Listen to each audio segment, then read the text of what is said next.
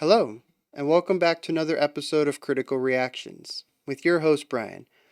This will be the last of a series of videos that explores and commemorates the contributions of David Longden's work within Big Big Train. I want to thank everybody for, watching the videos and commenting and sharing, their thoughts and their perspectives and stuff regarding the band and the singer.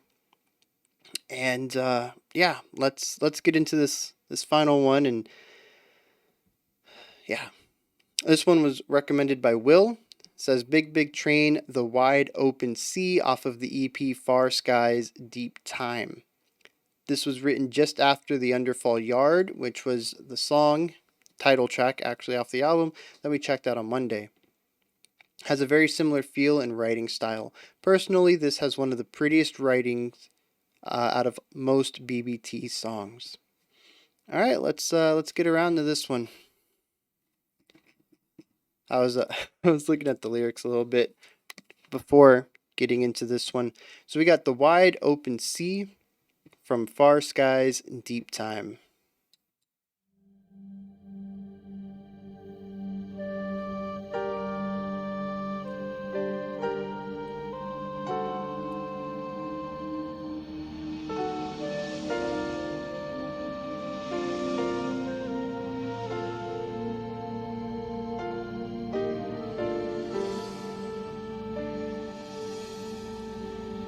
Yeah, I like those little ambient cymbals to go along with that little bit of melody writing there. It's really setting the stage, very theatric.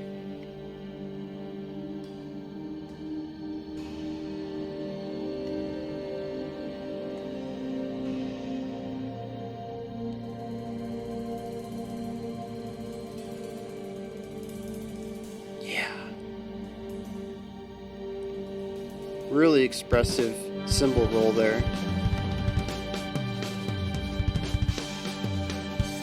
The sea is my blood. The rain and the stars are my eyes.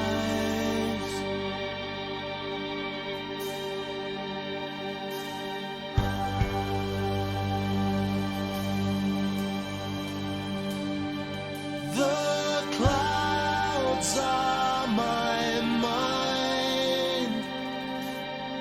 The sea and the rain is my life. Instead of the sea and the rain, we get this really nice roll in the toms. Remind me of thunder.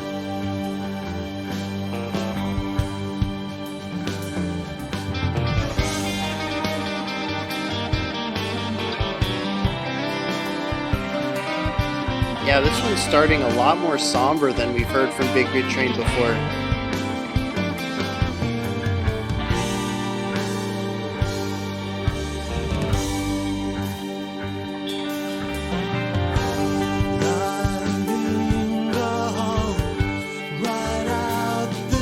Love that bass work.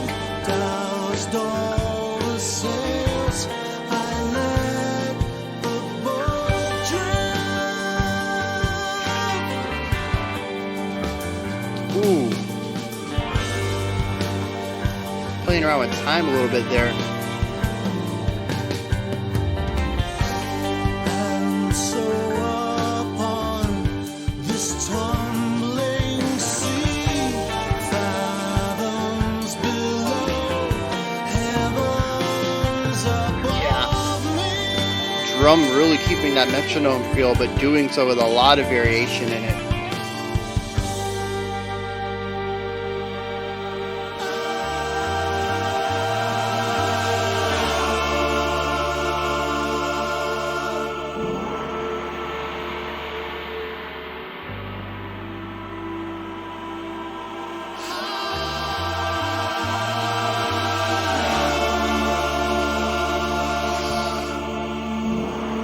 Man.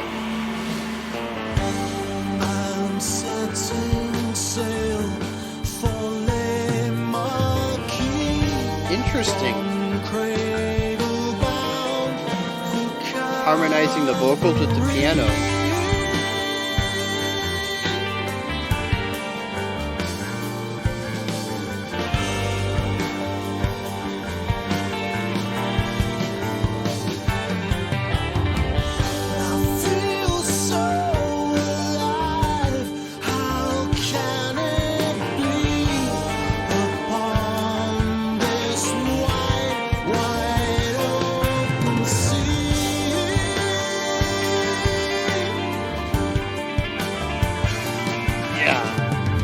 A little bit of variation over there in the guitars.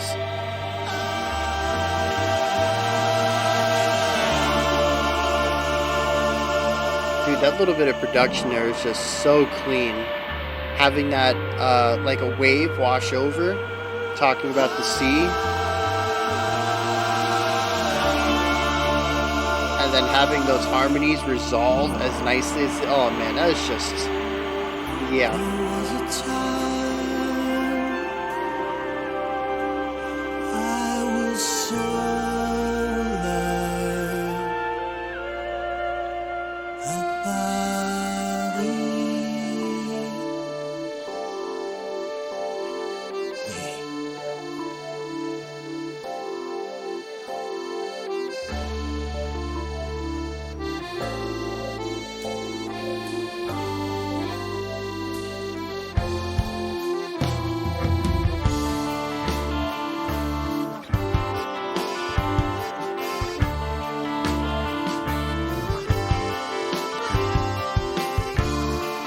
Interesting.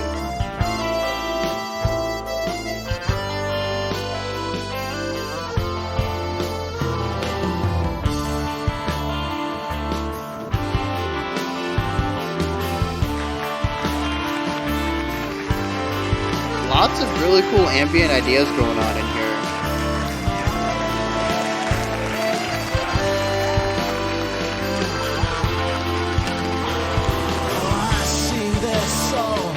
I'm mesmerized, sweat and the tears stream from my eyes. The shock impact on every line. Interesting. So we moved to a 6/8 with emphasis on 1 and 3, which makes the second half feel very empty.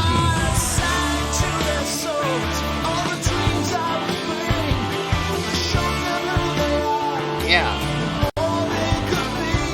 It feels very incomplete.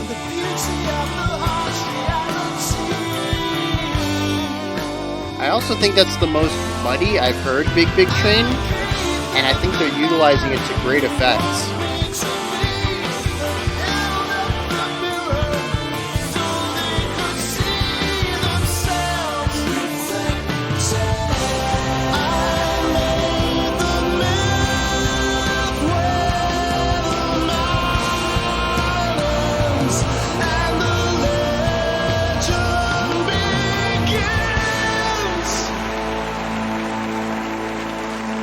Yeah, that section was real interesting for me.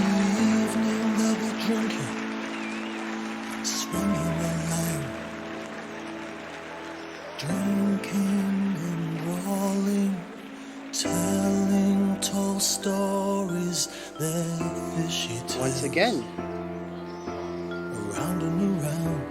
lining up the vocal melody with another instrument. Instead of piano, this time we got the glockenspiel.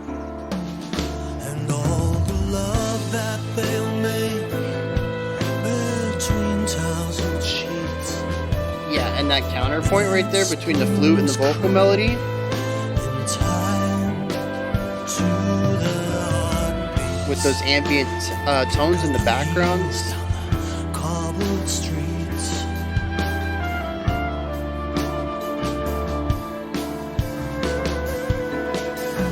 The towers remind the old lovers for whom the wine has turned sour. Yeah. This could be the finest hour of their time.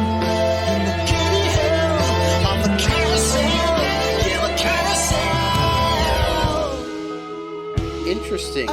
Vocals getting drowned out by the guitar there. Long time. I've been waiting for the long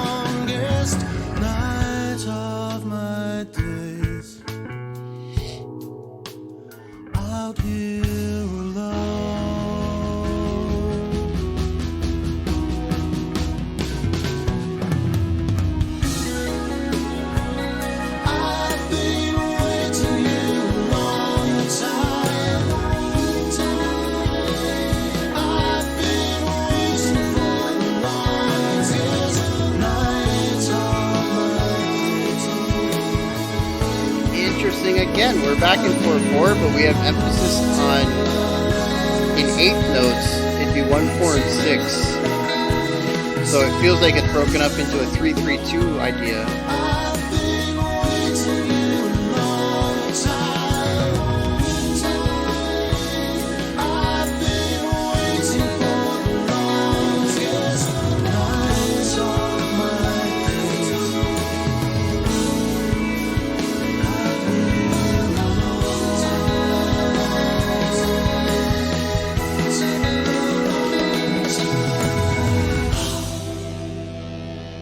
Yeah, so it's emphasizing like 1, the end of 2 and 4. Really interesting.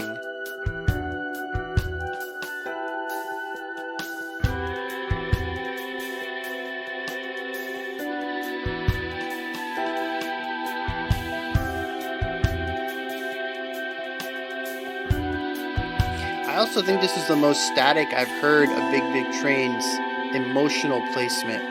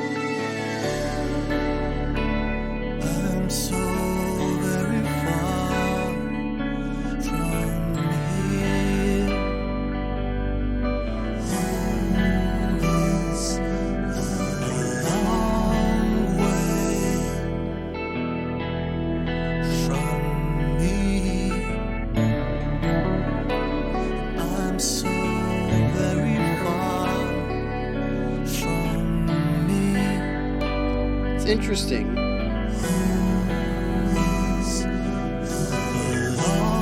Vocally, lyrically, this feels like it's the most sorrowful section, but there's more hope in this part than we had seen previously.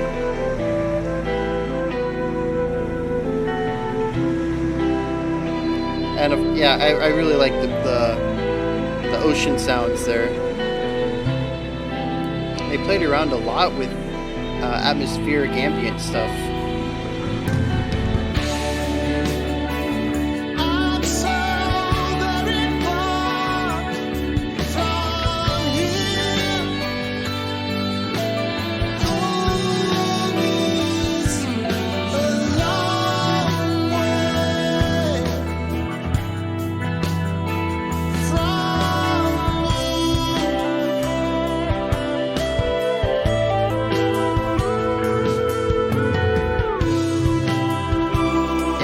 Back to this 1 and of 2 and 4 idea.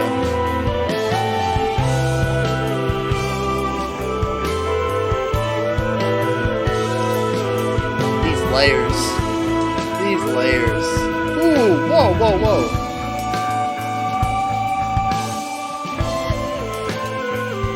Yeah, dude, that cymbal work right there. That is funky.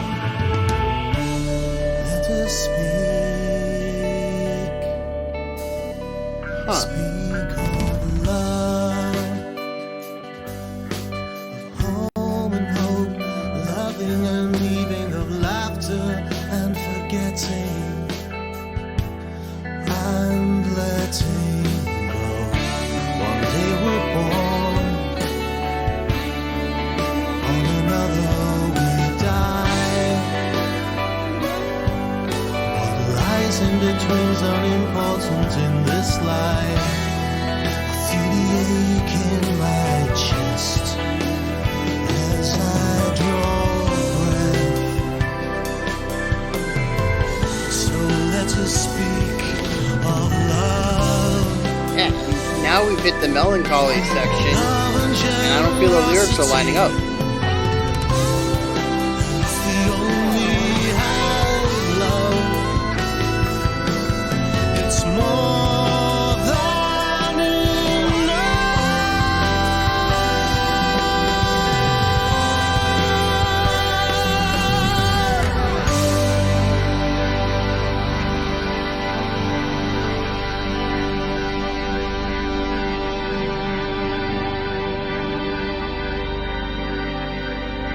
Yeah, that was slick.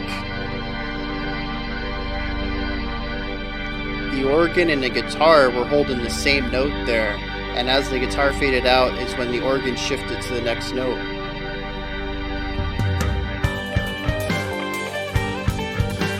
Yeah, real clever way of bringing that energy down.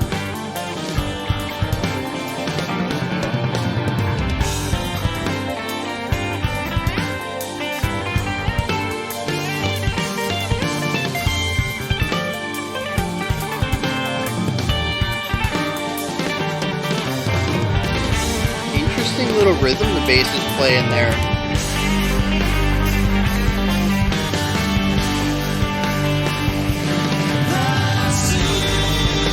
Yes.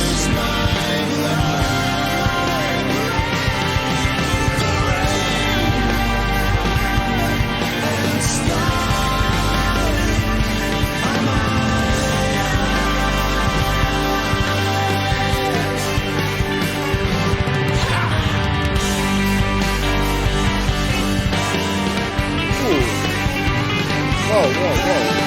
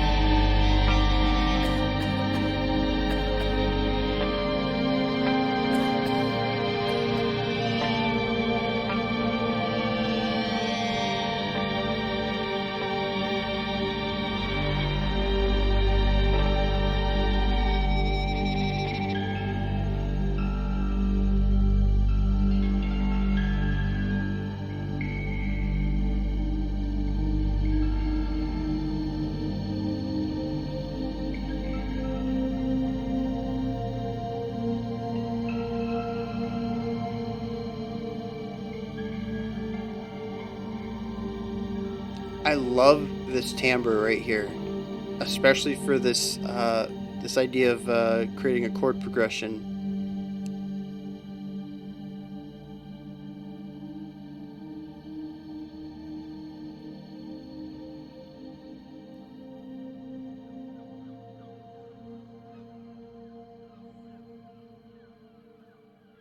Yeah. So that final timbre, that final instrument, whatever it was, had a huge release on it. Like even after assuming it's keyboard based, you release the keys, the note just continues to just exist, slowly fading out. But then it also had a really slow attack. So when you push it, it like fades in when you push the keys down. And it allowed for this really nice, probably easily produced live crossfade, so that you really don't get a an exact moment of when the transition happened. It's this gradual thing over time where one chord becomes another. Very cool. And I think that works well with this idea of the sea and the ocean. And, water is very fluid. It can be a wave 1 second, it can come back into being part of the flat sea in the next second. And then pairing that with the sounds of the seagulls or whatever birds they were. Yeah, just a really nice, proper way to end that song, given the thematic elements in the lyrics. I think what's most fascinating here is that despite being the fourth BBT song of the week, I am constantly finding new things to talk about. Given that I had listened to a lot of their similar works previously, I was a little concerned doing so many in a week because I figured I'd have less and less to analyze on each subsequent day. But they have a massive variety in their performance and their composition that I just hadn't seen with the songs that had been selected for me previously. And this, I think, is a very interesting track. I'd say this was let's see. Yeah, it's an EP, Far Skies Eve Time. I wonder what the element of EP, if that changed some of their approach to songwriting, because there's some interesting ideas in here that I would not associate with the band, uh, with my limited exposure to them. I would say this is also the most proggiest experimental idea that I've heard from them thus far. This explores a lot of ideas that are I don't know if they've pulled it off extremely well, but I like how they're experimenting with their composition style. First of all, it's their use of ambience. I have not heard another track, I don't think, with this much ambient work on it. There's a lot of things in here. It's funny because just yesterday, I think, I was praising Big Big Train for only utilizing things that they can replicate. Yeah, it was actually yesterday because I was talking about the train sounds being made by mouths and air and hissing and stuff like that, and that they didn't use samples for those. But then we come to this song and it's full of samples of sounds that would fit, I guess not samples, but definitely soundscapes, ambient sounds, birds chirping and wind rustling and stuff like that. Uh, oh man, I never get it right. I can never get it's always like the next day and I'm completely, showing how wrong I am on something. Um, but yeah, so I really enjoy how they went about doing that. Um, I am interested if they play this live. Do they utilize a laptop and a backing track, not necessarily a laptop, a backing track for the song so that they can line up all the ambient stuff? Do they have an engineer doing it live, starting and stopping these ambient tracks, or do they just play without them? That's definitely something that interests me in their performance. They also did something counter to how I understand their works to be with relating to emotion. I've talked about in the past couple of days how they're sonic painters, they're musical painters, and that they do a fantastic job at pairing emotional scenery as far as soundscapes go, the music, I mean the emotional aspects of the music with the lyrics that are going on and really capturing some of the complex emotional ideas told through the lyrics in the atmosphere, and that they can tell stories with just the music. One, I think it was Under Fall Yard. I had no idea what the lyrics were about, but I was still taken on a journey. Uh, it might have been the Cable, Atlantic Cable. Yeah, Atlantic Cable. That might have been the one that I was taken on the journey. Anyways, they take me on journeys all the time with just their music. But this one I think was the most static. They really worked on a single emotional idea for 70% of the song at least. It wasn't really until the end when things started to change up a bit. But what I felt was interesting is not only did they stay with this, they didn't really take me on an emotional journey with the soundscapes, but that the lyrics I felt didn't always pair with the emotion in the music. And I wonder how much of that deals with some of the complex emotional elements that I've mentioned before. And maybe they couldn't find a way to perfectly capture multiple emotional states in the music itself, so they used the lyrics to pull in a third emotional state, and it's the emotion of the lyrics. Maybe I mean, a lot of this song I would say is very downtrodden. It's very, very melancholic. But the lyrics are not always that. Even at the beginning, I would say the very opening of the song is rather negative. I don't. It's not sad. It's not sorrowful. But there's definitely not a lot of joy or celebration or warmth to it. But then the lyrics are: the sea is my blood, the rain and the stars are my eyes, the clouds are my mind, the sea and the rain is my blood. It's very uh, happy, I suppose. uh, it's the very next part he says, we go out, we ride out into the storm, it douses our sails, the boat drifts, but I feel alive. How can it be upon this wide, wide open sea? There I was for a time, I was so alive. It's like all of this positive. This character loves being out in the sea, loves being on the boat, and then the music is just not full of that. It's very very mixed. There are moments of elation in the music, but a lot of it really pulls towards something more pensive or melancholic. And there's to me, there's just this huge divide that I haven't heard before, and I'm curious about it. Like I said, it could very well be something to do with wanting to capture more emotions than they felt they could put into just the atmosphere. But being that it's an EP, I wonder how much of it was just an experimental idea. Because this ties into something else, is that the ending of this song hits the most 70 prog I've heard since listening to bands like Yes and King Crimson. Um, I would say a lot of what their music is progressive dad rock. I don't know. It like I've mentioned, they incorporate a lot of ideas. There's jazz, there's classical, there's rock, there's prog rock from the 70s. Um, but well, I've also mentioned that there's a very countryness to them, something like a modern bluegrass kind of feel. Um, but they wrap it all up into a very, very palatable sound, despite being these huge epics, which are not extremely, I guess palatable would be the word. Songs are getting shorter and shorter in the mainstream world these days. But aside from that, I would say that their music is very inoffensive. And I've even mentioned before that this is prog rock that you could show your parents or your grandparents, definitely an older generation. I think they could still enjoy what's going on musically. It's very inoffensive. Uh, Dang, where was I going with that?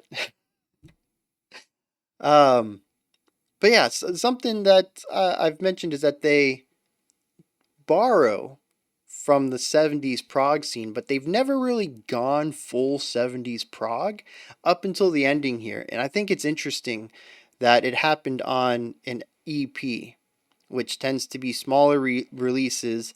And they, in my experience, this isn't true all the time, but in my experience, it's either done for a time crunch.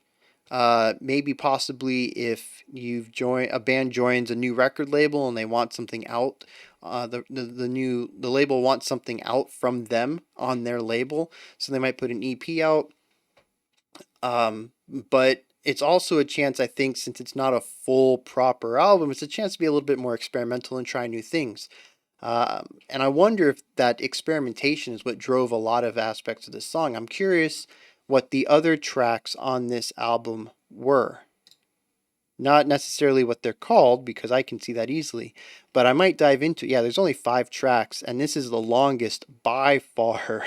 They have a 10, a 6, a 4, and a 5. I wonder if those are in the same vein of being experimental, or if they might return to more of what I understand Big Big Train to be, what their compositional style is. Um, but yeah, we have a really hard push into the sounds of that prog 70s. Everything from the guitar tone to the organ tone to the way things are produced with panning and layering, spatial ideas. We enter a section that feels like we just got transported back and we're listening to a lost snippet of some old Yes. And I think that's phenomenal, but it also intrigues me because I hear the inspirations from these bands in Big Big Train, but they've never full on, played music like this in my experience. And I've only heard like 6 songs from them. So it could just be that I don't have enough of an experience with the band to see all this, but it is interesting to me to see them fully go in that direction. But what's also interesting is they continue to expand in these concepts. There is a part of this song near the end I've always talked about their very, very clean production. Every instrument is meticulously placed in the sound sphere so that they're, well, in the sound sphere and in the composition, so that they can be hyper layered as Big Big Train tends to do. But everything is still clear and concise. It doesn't get muddy. We don't have instruments or melody lines stepping on each other's toes. Everything is meticulously placed so that the layering can create a dense sound without it becoming overwhelming. And we actually had something that was very close to a wall of sound element here in those last 5 minutes or so. We had this huge guitar tone come in on the left side, and it was fuzzy. It was definitely something that I could see in some lo-fi metal, possibly. It still retained a lot of that clean electric guitar sound, so it's not like they went full overdrive. They didn't go into a standard metal tone, but they did introduce a lot of fuzz and distortion on top of it, and it felt weird to me in the makeup of of their instrumentation, of their timbre, of their sound. It was definitely unique. I've never heard something like that in this makeup before. But then on top of that, a lot of the instruments just started to get cluttered up. That guitar overpowered the vocals, and the vocals have always had a pop sentimentality of being above the band. David's vocals have always been the spotlight when he's singing, unless it is a harmony. David tends to have his voice mixed into group vocals anytime that there's a choir idea going on with the rest of the vocalists in the group. David won't get the spotlight there. He'll be mixed down so that it gets the proper choir effect. But if he's singing solo, he's above the band, and the guitar drowns him out. The drums are getting muddled up with some of the auxiliary percussion, some of the percussive elements of the bass. The bass is almost entirely hidden by everything else that's going on. It is a claustrophobic section that I mean, I was not expecting it. Like I said, wall of sound was the first thing I thought of when that section came up, and that is not a compositional tool that I tend to associate with Big Big Train at all. They have some of the cleanest production that I've heard, which ties into their palatability and their inoffensiveness. That was a real heavy section for them. Um, and then, I want to go back to this disalignment between some of the musical themes and the lyrical themes. I noticed that there was one section he was saying that he was far from home. All right, so part 6 here. It basically just repeats it over and over. I'm so very far from home. Home is a long way from me. I'm a far way away from the wide open sea.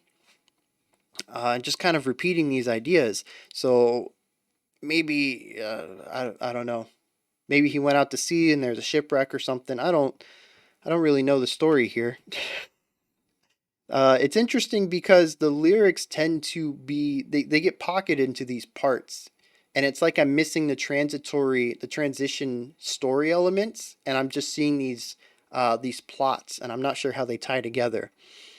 But anyways, yeah, during this section, he seems to be very lost, literally and figuratively. He's away from the open sea, which is, his home. We've already explored that idea at the beginning of the song, but he also just seems to be lost mentally. He doesn't know where to go from here. And none of those elements show up in the music. The music is actually at its brightest point. And it's just there's an interesting divide that I haven't heard before in their works. Um, and I also want to shout out. I feel like I shout out the drummer all the time, but I think the drum here is again experimental. It's one of the stranger drum parts that I've heard from Big Big Train. Usually, I'd say he's very centered, keeping the meter in time for the rest of the band to play with, while also putting in very tasteful ornamentation elements. Nice little fills, adding in a little crash cymbal here and there, just little bits that emphasize the rhythmic element without actually changing up the rhythm itself, really keeping that metronome idea down. He does a fantastic job at sitting in that pocket, keeping it interesting, but keeping the time. And this one was just wild. He was all over the place. Some really interesting lines as well, but not always sitting in that metronome pocket. Um, it is it's so weird to hear everybody doing the exact opposite of what I expect them to do. And I think it's a phenomenal way to end the week here, given such an experimental idea, because I've had the ability to hear them do exactly what I expect. I think that was day one. Hear them try out a different sound within their very typical stuff. I think that was days 2 and 3. And then here, just hearing them go way outside what I'm expecting. And it just, yeah, this is definitely a band I need to dive into, even if it's not something that might stick with me and I return to it time and time again. I think it's definitely worthwhile diving into all of their albums. I don't know how many full albums they have. They have 31 albums on Bandcamp, but I'm sure some of those might be singles or EPs or compilations. And I see they have a new one coming out in January, which is going to be bittersweet, I think. I'd wager that David's recordings. Yeah, it doesn't say. I'd wager David did do the recordings for them, being it so close to the release. But yeah, that's gonna be bittersweet.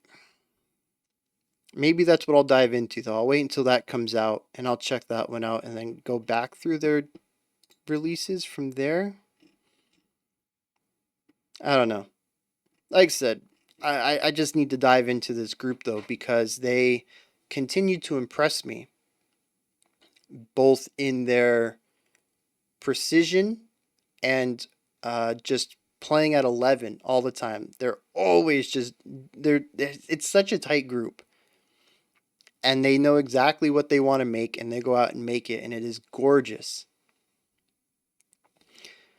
This is where you guys come in. I think I've run out of words for Big Big Train. They are just they continue to blow my mind. Even when I think I finally have them pegged and can anticipate what they're going to do, they blow me away again. So this is where you guys come in. Hit me up with your thoughts, your ideas on Big Big Train's Wide Open Sea. Yeah, the Wide Open Sea. Let me know if you enjoyed it or not, anything that stuck out to you, maybe something that I touched on, didn't go into full depth, and you've got some more information about it. Go ahead and drop those comments down there in the comment area. Above that is a description box, and there's a link for Linktree. It'll take you to this menu right here. It's got everything related to the channel. You can join any of the communities like Discord or Twitter. You can email me. You can check out the upcoming special selections. You can support the channel through merch, Patreon, or special selections. All of it, all sorts of stuff right there. Above that, if you could like, subscribe, and ring the bell, greatly appreciate them and they help the channel grow. I'll be back tomorrow at 5 p.m. Eastern Standard Time, 10 p.m. UTC as usual. We're going to look at our final Lush production for the week and our creator request, checking out a band that has contacted me and said, hey, we're a bit smaller. Check out our stuff. And be like, okay, yeah.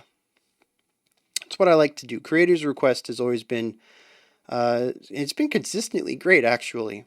And all over the spectrum. We've had some pop rock, we've had some gent, we've had black metal. A really great way to see what's coming up on the spectrum, or what's coming up on the radar. What's coming? New up and coming bands, new stuff in the genres. All right. Anyways, until next time, remember to be critical, not cynical of the music you listen to, and have a fantastic morning, afternoon, or evening, whenever you choose to watch my videos.